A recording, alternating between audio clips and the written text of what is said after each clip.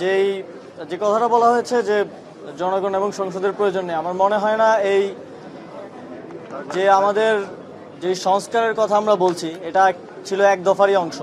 যে ফ্যাসিবাদী ব্যবস্থার বিলোপ এক দফার যেই শেষ অংশটা, আমরা তো শেখ হাসিনা সরকারের পতন হয়েছে অভ্যুত্থানের মধ্য দিয়ে, কিন্তু অভ্যুত্থানের এক দফার যেই মূল অংশ ফ্যাসিবাদী ব্যবস্থার বিলোপ, সেই ব্যবস্থার বিলোপের জন্য যেই সংস্কারগুলো অত্যাবশ্যকীয় সেগুলো করার উদ্যোগ নেওয়া হয়েছে এবং এটা জনগণের ম্যান্ডেটের ভিত্তিতেই হয়েছে।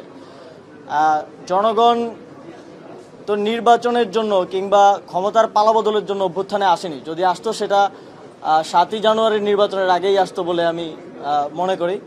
তো এই অভ্যুত্থান হয়েছে স্পষ্টভাবেই ফ্যাসিবাদী ব্যবস্থার বিলোপের মধ্য দিয়ে জন্য। আমরা যদি যেই ব্যবস্থাটা বিদ্যমান আছে এটার সংস্কার না করে দিয়ে যেতে পারি, আমরা মনে করি যে সরকারি ক্ষমতায় আসুক, যে কোনো রাজনৈতিক সরকার এই অটোক্রেটিক একটা সিস্টেমের মধ্যে সে নিজেও অটোক্রেটিক হয়ে উঠতে বাধ্য হবে।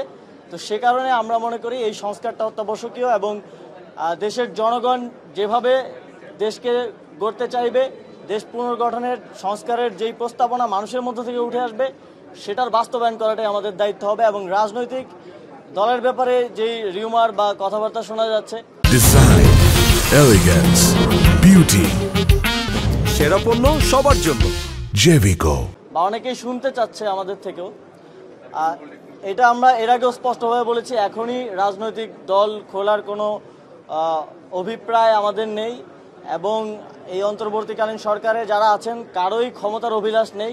আপনারা জানেন সবারই যার যার পেশাগত জীবন আছে এবং সবাই সেখানে ফিরে যেতে চায়, কিন্তু দেশের মানুষ একটি অভ্যুত্থানের মধ্য দিয়ে যে দায়িত্বটাই অন্তর্বর্তীকালীন সরকারকে দিয়েছে সেটি যথাযথভাবে পালন করে মানুষের সেই আশা আকাঙ্ক্ষার প্রতিফলন ঘটিয়ে একটি নির্বাচনের মাধ্যমে একটি গণতান্ত্রিক সরকারের হাতে ক্ষমতা হস্তান্তর করাই আমাদের লক্ষ্য।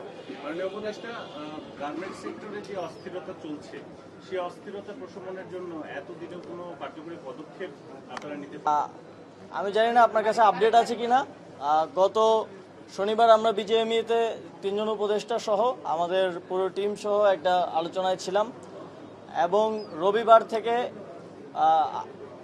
আজকে সোমবার, আজকে মঙ্গলবার, এই সময়টাতে কিন্তু গত সপ্তাহের তুলনায় যে আনরেস্ট ছিল সেটা আমি বলবো যে 5 to 10% নেমে এসেছে এবং কিছু কিছু জায়গায় খুব স্পেসিফিক 2-3টা কারখানায় এখন আনরেস্টের মতো সিচুয়েশন আছে।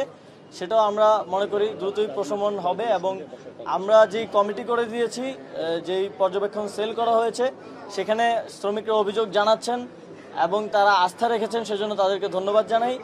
সেল এই অভিযোগগুলোর ব্যাপারে খুব দ্রুত পদক্ষেপ নেবে এবং আপনারা দেখেছেন যে আমাদের সেই কমিটি তারা কিন্তু বিভিন্ন জায়গায় আশুলিয়ায় শ্রমিক আনরেস্টের জায়গাগুলোতে ভিজিট করছেন এবং সমস্যাগুলোকে সরেজমিনে অ্যাড্রেস করার চেষ্টা করে যাচ্ছেন। আপনারা সমন্বয়কদের একটি দল সারা দেশে যারা আহত নিহত তাদের সাথে কথা বলতে যাচ্ছেন, জেলায় জেলায় যাচ্ছেন, গতগুলো রাজশাহী এসেছিলেন, কিন্তু দেখা যাচ্ছে বাইরে একটা দল বা একটা অংশ তাদের বিপক্ষে ভুয়ো এবং নানা ধরনের বক্তব্য করছেন। ফলে আমরা কি মনে করতে পারি যে সমন্বয়কদের মধ্যে দ্বিধাবিভক্তি তৈরি হয়েছে, নাকি এরা আসলে কারা? আরেকটি বিষয়, ওনার সাথে যে আগামী নির্বাচনে যে রাজনৈতিক দলগুলো রয়েছে সেই রাজনৈতিক দলগুলোর সাথে আপনারা বসবেন কিনা এবং আপনাদের পরিকল্পনা। বসার একটা কথা ছিল সেপ্টেম্বরে। রাজনৈতিক দলগুলোর সাথে ইতিমধ্যে বসা হচ্ছে। আমাদের যিনি প্রধান উপদেষ্টার বিশেষ সহকারী মাহফুজুল আলম আছেন, তিনি পলিটিক্স, ইউথ অ্যান্ড পলিসি বিষয়ক অ্যাডভাইজার মাননীয় প্রধান উপদেষ্টার, তিনি এবং আদিলুর রহমান খান আমাদের মাননীয় উপদেষ্টা, এই দুজনের নেতৃত্বে আমাদের একটা টিম করা হয়েছে। ওনারা রাজনৈতিক দলগুলোর সাথে রেগুলার বেসিসে বসছেন এবং অফিসিয়াল বসার বাইরেও আনঅফিসিয়ালি যোগাযোগ রাখছেন, যাতে আমাদের মধ্যে কোনো প্রকার ভুল বোঝাবুঝির সৃষ্টি না হয়। দেশ পুনর্গঠনের এই যাত্রাটায় যাতে রাজনৈতিক দল সহ সকল স্টেক হোল্ডারদেরকে সাথে নিয়ে আমরা এগিয়ে যেতে পারি সেটা আমরা নিশ্চিত করব। সরি, আপনার কোয়েশ্চেনটা, হ্যাঁ, এখন একটা জিনিস একটু স্পষ্টভাবে আপনাদের বোঝা দরকার। আমরা ছাত্র জনতার এই অভ্যুত্থানের পক্ষ থেকে যারা সরকারে এসেছি, আমি এবং মাননীয় উপদেষ্টা মোহাম্মদ নাহিদ ইসলাম,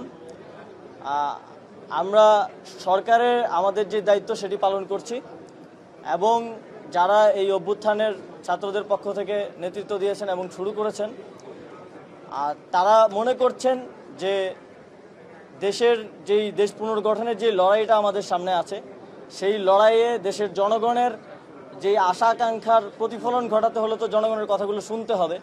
সে কারণে তারা সব জায়গায় দেশের সব জায়গায় টিম করে যাচ্ছেন এবং মানুষের কথা শোনার চেষ্টা করছেন।